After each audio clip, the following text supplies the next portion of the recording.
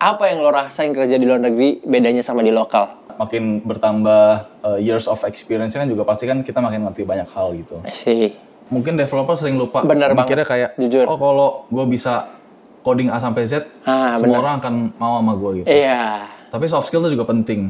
Gimana cara kita komunikasi, terus gimana cara kita bangun kepercayaan sama atasan kita. Benar. Terus gimana cara kita kerjasama di dalam sebuah tim. Benar. Nurunin idealis gitu. Jadi nurunin idealis itu benar banget. Nah, jadi hal-hal kayak gitu kadang.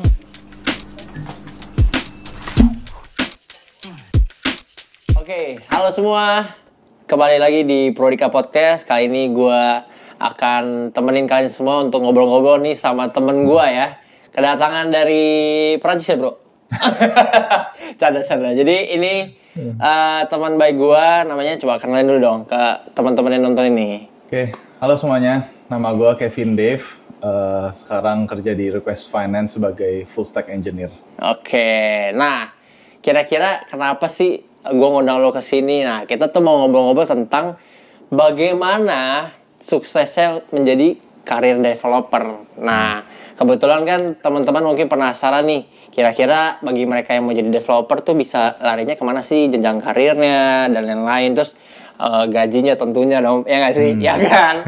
Nah, jadi ini kita bakal bisa belajar banyak nih dari bro gue ini, Kevin Dave. Ya, panggilnya Dave aja ya. Jadi, Dave aja.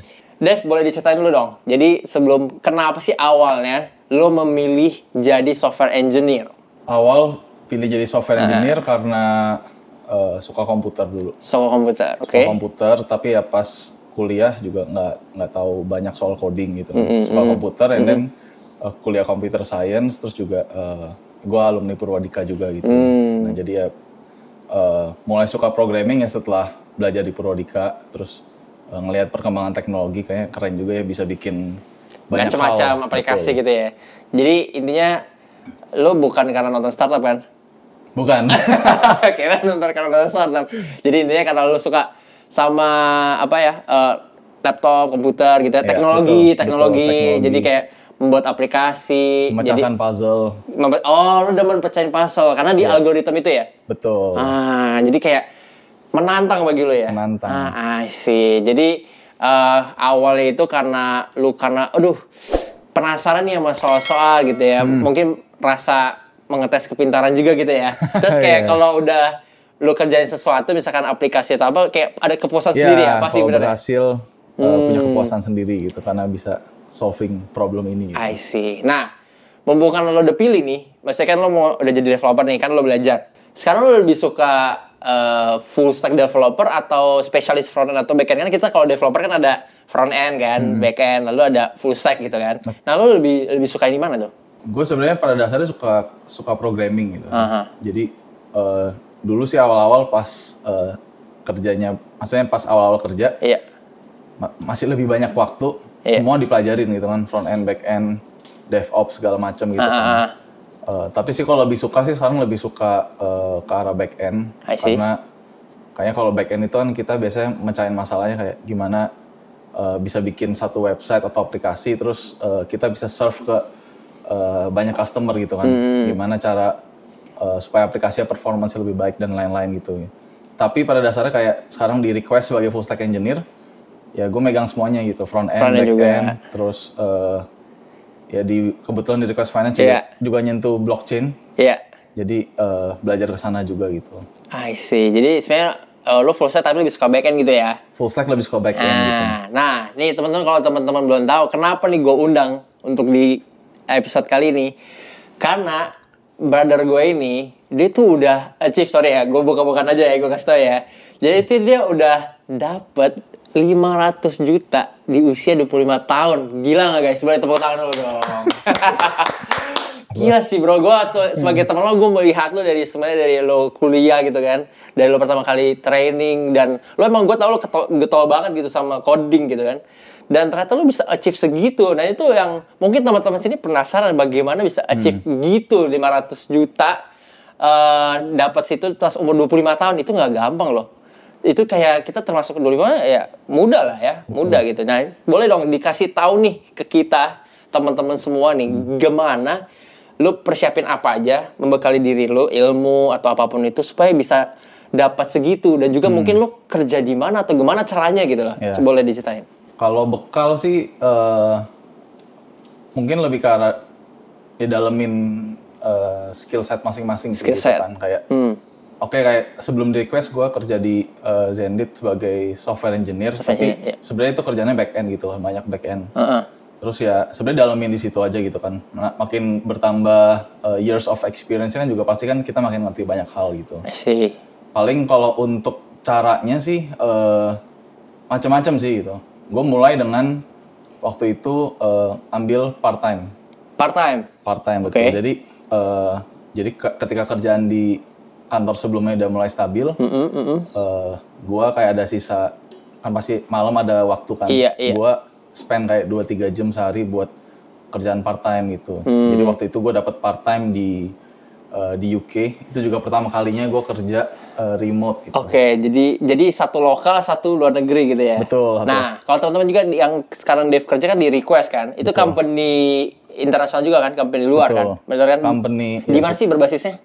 Request? Basisnya sebenarnya perusahaannya dari Paris gitu. Tapi kita semua full remote. I see. Full remote. Gitu. Jadi tapi ya sesuai dengan baju lo ya dari Paris ya. Ini oleh-oleh bro. Oleh-oleh. Oke, jadi tadi pertama adalah kita harus nambah pengalaman ya, nambah pengalaman, terus belajar terus, membekali diri. Nah, coba ngaruh nggak sih karena lo kerja di luar negeri kan tarifnya lebih gede dong, pasti kan, negara maju gitu kan. Apakah untuk mencapai 500 juta itu kita harus semua apply di luar negeri? Atau ya kita cuma bisa di company lokal aja gitu? Oke, ya good question sih. Kalau di lokal, ya gue jujur kurang tahu sih kayak range salary di lokal berapa gitu kan. Mungkin teman-teman headhunter lebih tahu lah range-nya berapa kan. Mungkin 500 juta dibagi 12, oh berarti per bulannya sekian. Coba cari yang gaji sekian gitu kan. Tapi ya advantage-nya kalau di luar negeri sih ya itu karena kursnya satu. Terus kedua karena memang standar sana lebih besar gitu. Betul. Gue sendiri juga ya kalau boleh buka sedikit kayak gue juga belum mencapai standar sana. Tapi udah di atas standar rata-rata Indo gitu. That's why bisa mencapai segitu. Standar gajinya. Betul. Jadi sebenarnya kalau di sini kan UMR gitu ya. Jadi lo sebenarnya itu nggak UMR sana juga gitu ya. Betul.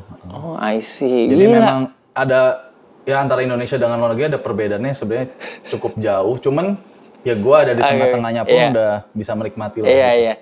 Jadi mau UMR di bawah aja bisa 500 juta loh guys. Gila. Gokil. Kayaknya OTW sih gue cari lowongan di luar negeri. Biar bisa dapat juga. Oke, jadi istilahnya lo kurang tahu lah yang di lokal bisa apa tidak gitu ya. Cuma mungkin selain kan tadi lo bilang part time ya, ada side project gitu. Dan sekarang lo full time ya, bener ya? Full time gitu. Masih ada part time juga nggak? Part time adalah masih ada juga. Ambil ya sedikit gitu. Part time luar negeri juga. Part time enggak, kali ini lagi ada part time di perusahaan lokal gitu. Kebalik. Jadi kemarin yang full time-nya Inter, part time-nya lokal, kemarin full time-nya yang Inter gitu ya? Betul.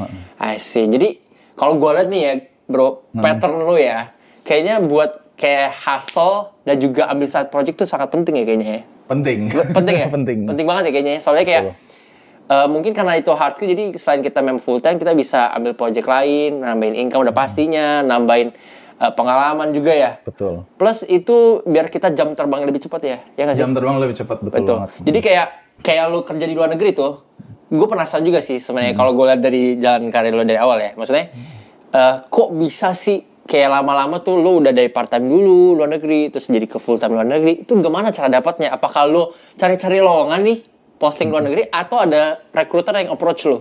Pertama kali untuk yang part time, ya waktu itu gue kebetulan lagi memang ada goal finansial yang gue pengen achieve gitu kan. Otomatis gue harus kerja lebih dong. Oke. Akhirnya waktu itu gue inisiatif ya kayak gue carilah part time di luar negeri gitu kan. Iya.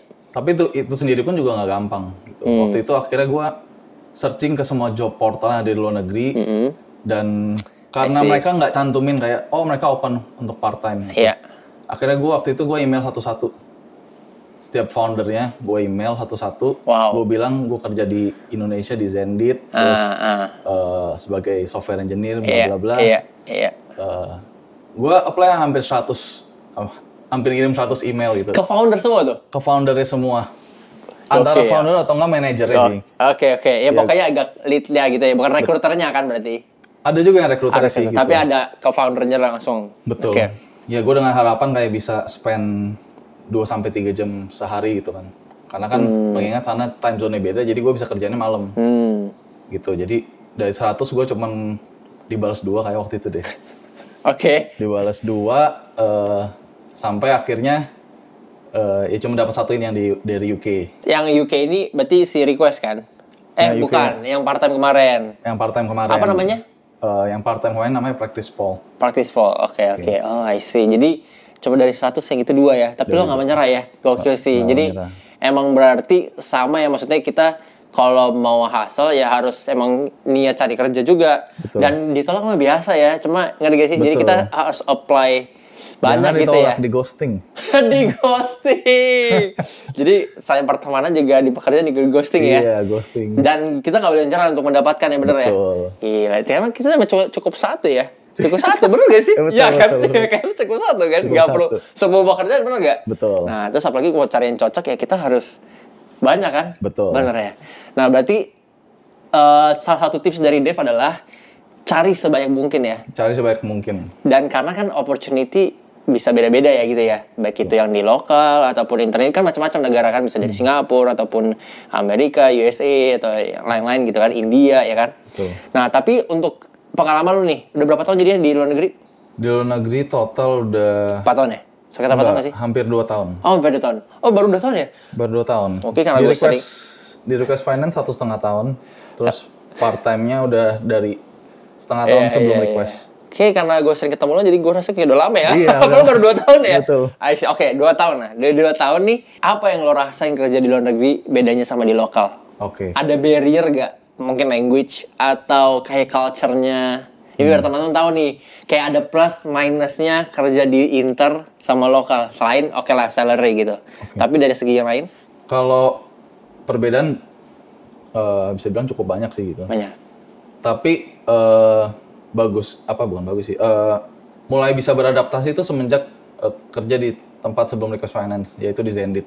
Oh, oke. Kebetulan di Zendit itu memang company lokal, tapi karena foundernya dari luar negeri, terus juga banyak expatnya, kayak otomatis culture kerjanya rada nyampur lah ya, gitu kan. Karena kan campuran. Jadi iya. Nah gitu mulai terbiasa tuh gitu. Terus perbedaannya yang cukup jelas sih kayak hal-hal simpel sih sebenarnya sih, kayak misalkan komunikasi gitu kan. Kayak sama orang luar lebih direct ngomongnya. To the point. To the point. Terus kalau ngasih feedback juga belak-belakan gitu kan. Kayak lo nggak suka aja gitu, nggak ada drama-drama gitu. Tetap sopan sih gitu. Cuman kadang-kadang gue lihat mungkin beberapa orang di Indonesia biarpun udah sopan feedbacknya, tapi misalkan let's say di dalam satu grup dia nganggap itu sebagai kritika apa ya, kayak tersinggung gitu kan. Jadi kalau orang luar itu ya mesti siap-siap. Intinya kalau di luar negeri sebenarnya itu juga normal. Betul. Tapi karena kita sebagai orang Indonesia menganggap, wah ini kalau di Indonesia tuh bisa bikin tersinggung kita gitu ya. Betul. Oh, jadi mentalnya harus lebih kuat ya. Mentalnya harus lebih kuat. Oke, terus apa lagi? Terus juga jam kerja sih gitu. Iya betul. Jam kerjanya lo beda berapa jam tuh di Paris? Kan full remote nih. Berarti kan harus maksudnya kayak bisa kapan aja atau kayak lo harus standby jam berapa? Sebenarnya kalau full remote kebijakan perusahaan masing-masing beda-beda. Iya, cuma kalau di tempat gue enaknya sih bebas jamnya berapa aja. Jadi nggak ada kayak harus bangun jam berapa gitu kan? Betul. Jadi mau kerja dari pagi ngikutin jam Indo sampai sore jam Indo, ataupun mau ngikutin mereka juga nggak masalah. Oke. Terus berarti kayak meeting juga nggak masalah gitu ya? Meeting nggak masalah sih gitu. Karena biasanya sih meeting cukup di tempat sekarang sih cukup jarang gitu. Maksudnya kayak kita komunikasi utama itu tertulis. Kalau nggak tertulis biasanya kita video recording. Jadi supaya komunikasinya lebih cepat. Iya. Tapi ini teman-teman ada benefitnya juga memang nih si Kevin Dave kerja di luar negeri. Kebetulan jadi emang jalan-jalan terus nih. Kemarin dari mana? Kemarin Portugal terakhir dari Portugal. Nah, itu salah satu teman-teman. Emang gak gampang dapat kerja di luar negeri, tapi itu salah satu privilege ya. Udah Portugal, ke Paris, kemana? Portugal, baru Portugal. Portugal aja. Itu tapi sebenarnya itu kenapa mereka ke sana bukan jalan-jalan juga guys sebenarnya, karena mereka meeting ya. Meeting. Jadi kayak karena full remote, ada satu waktu mereka 3 bulan sekali tuh emang ketemu gitu kan. Betul. Supaya memang catch up dan lain-lain. Nah, tadi lo udah bilang selain apa? Culture gitu, selain kayak omongan, selain language, ada lagi nggak yang bikin mungkin fase kerjanya gitu, terus mungkin cara codingnya atau gimana, ada nggak problem juga? Kalau cara coding sih enggak sih, kayak apa sama di Indonesia. Ya. Oke, Indonesia berarti nggak kalah dong. Nggak kalah. Oke. Sebenarnya Indonesia ya potensi lah, maksudnya kayak bisa kerja di luar negeri. Orang-orang Indonesia gue yakin pasti bisa gitu, dapat kerja di luar negeri gitu.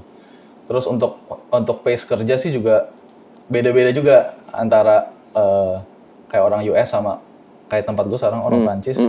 Nah itu beda tuh pace kerjanya.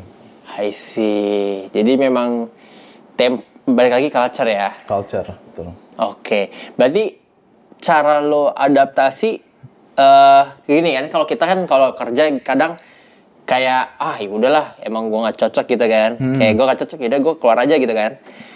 Kenapa? Apa yang membuat lo kayak aduh gue pengen nih beradaptasi kayak di company luar gitu kan, baik itu yang kemarin lo part time ataupun yang sekarang full time. Nah, apa yang membuat lo bertahan dan juga pengen nih beradaptasi? Kan gampang dong sebenarnya kalau lo nggak cocok tinggal keluar aja gitu kan. Nah, bagaimana tetap konsisten sama pekerjaan lo sehingga tuh akhirnya membuahkan hasil gitu. Nah, apa yang di mindset lo itu apa? Boleh dikasih tahu ke teman-teman? Kalau sebagai developer sih kebetulan karena di luar negeri kan sebenarnya kebanyakan inovasi semua muncul dari luar negeri kan.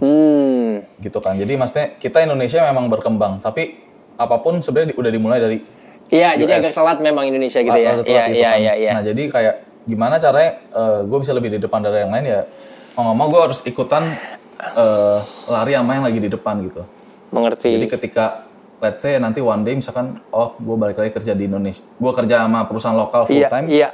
Yang gue bawa buat perusahaan itu bisa lebih banyak. I see. Jadi lu udah tahu duluan apa yang berubah dari di dunia digital, karena memang fakta membuktikan bahwa di luar lebih cepat gitu kan. Di luar lebih cepat.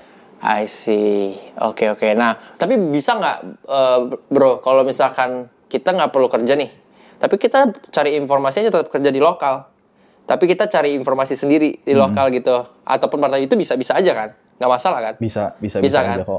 Dan kita bisa belajar juga sendiri gitu kan? Betul, bisa. Cuma intinya balik lagi gimana cara kita bisa level up diri dan naikin income kita adalah nambah ilmu ya. Betul. Jadi ilmu, pengalaman dan juga pengalaman secara perusahaan nggak di multinasional selain lokal juga internasional itu karena jadi ngaruh ya. Betul.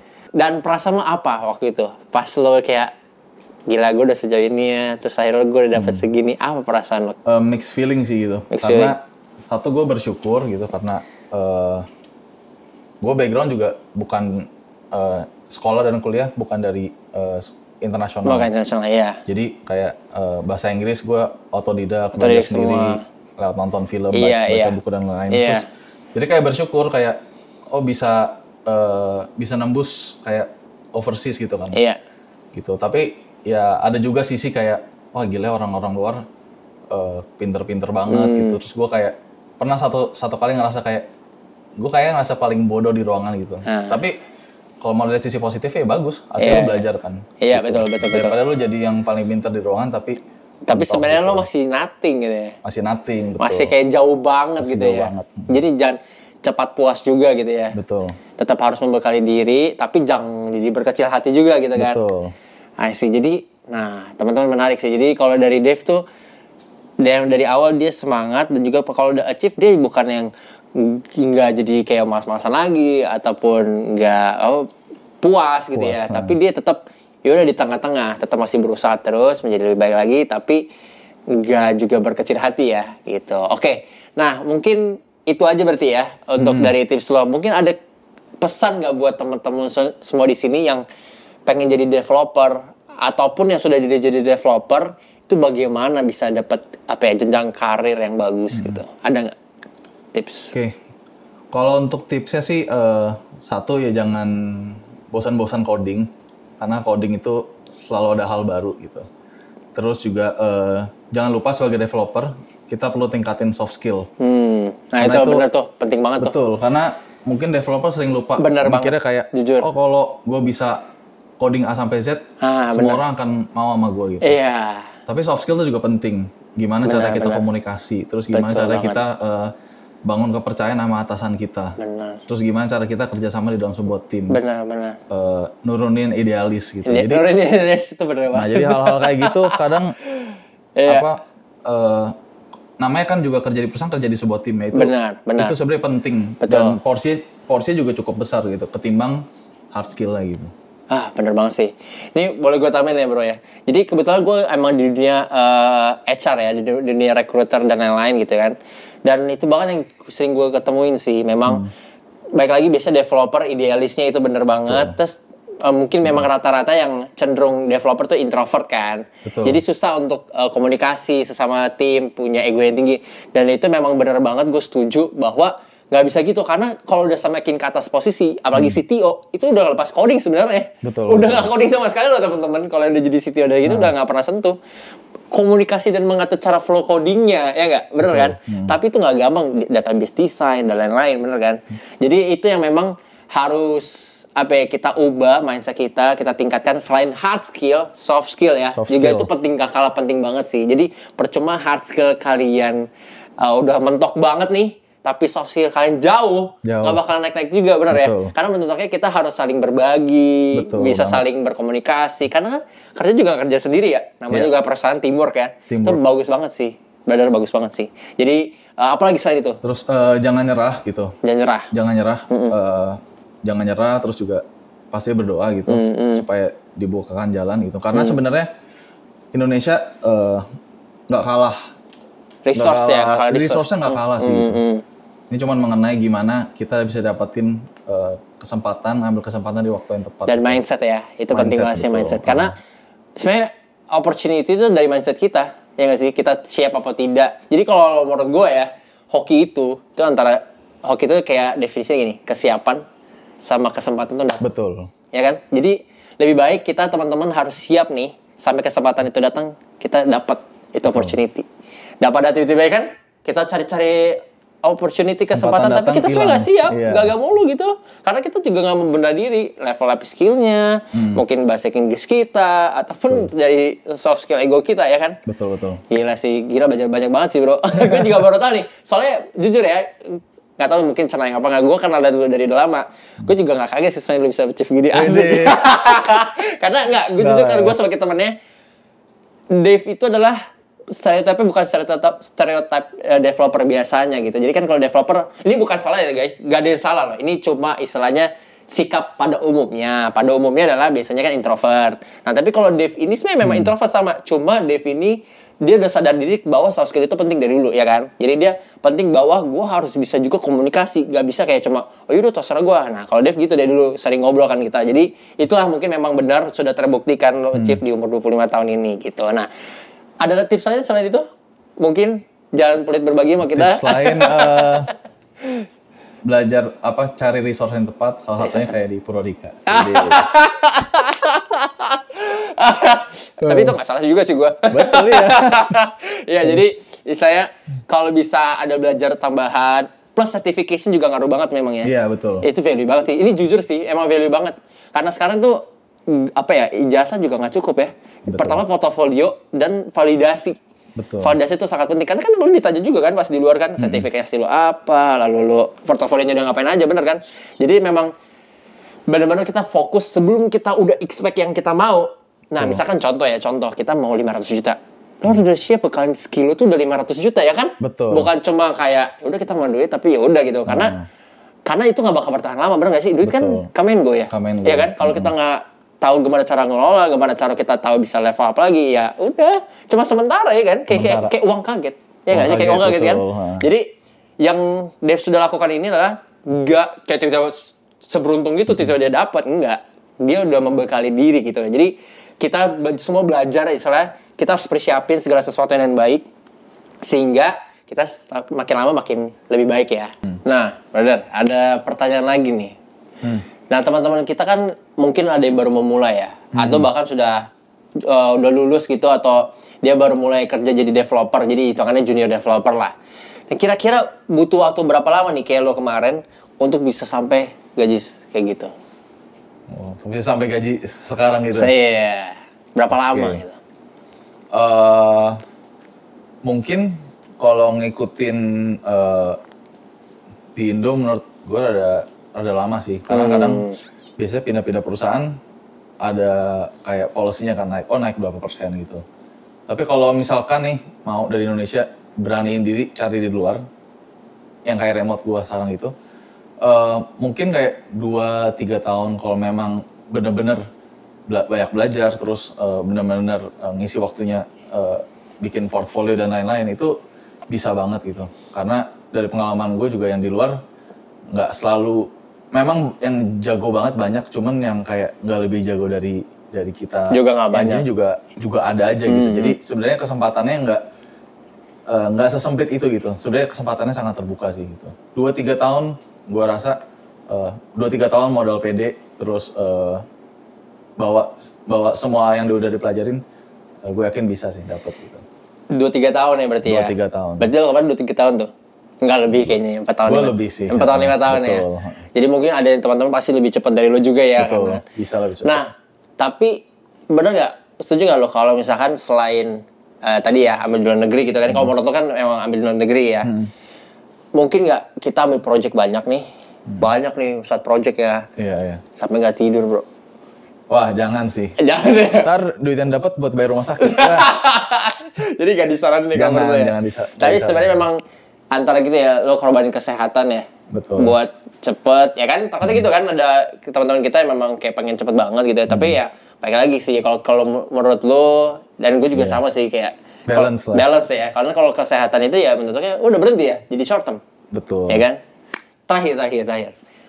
Kalau developer pasti gue yakin nih, kan sampai malam kadang-kadang bisa software error, ya nggak? Bener kan? Iya, betul. Terus dipanggil, ya kan? Terus kayak, lu udah stres gila, tiba-tiba gue mau istirahat, dipanggil lagi kan? Iya. Gimana caranya lu bisa maintain stres lo itu, supaya kan ini developer kan, suka dukanya jadi developer kan? Betul. Gimana lu bisa maintain stres lo itu, dan gimana cara lu bisa tetap fokus dan semangat positif itu? Kalau gue sih, pastinya bikin batasan waktu ya. Itu pun juga masih struggle sih kadang. Karena susah memang. Iya, kayak kerja suka ya tiba-tiba bablas sudah begadang gitu kan. Tapi bikin batasan waktu, terus jaga juga kondisi kesehatan, olahraga, makan yang seimbang lah, gitu kan. 4 saat 5 sempurna. 4 saat 5 sempurna. Kayak sekolah, oke terus. Kayak sekolah ya. Abis itu juga punya hobi lain, variasi lah gitu kan. Maksudnya jangan cuma coding, tapi kalau mau coding juga nggak apa-apa sih. Nggak apa-apa, jadi beda-beda orang ya. Cuma kalau dari versi lo gini ya. Iya, Oke. Gitu. Dan yang terpenting ya ya itu sih tadi, harus tetap positif terus gitu. Pokoknya istilahnya jalan orang beda, tapi kalau lu positifnya olahraga, makan teratur gitu ya. Jadi jangan sampai kita tetap pikiran tuh harus fresh ya intinya. Betul. Ya gitu ya.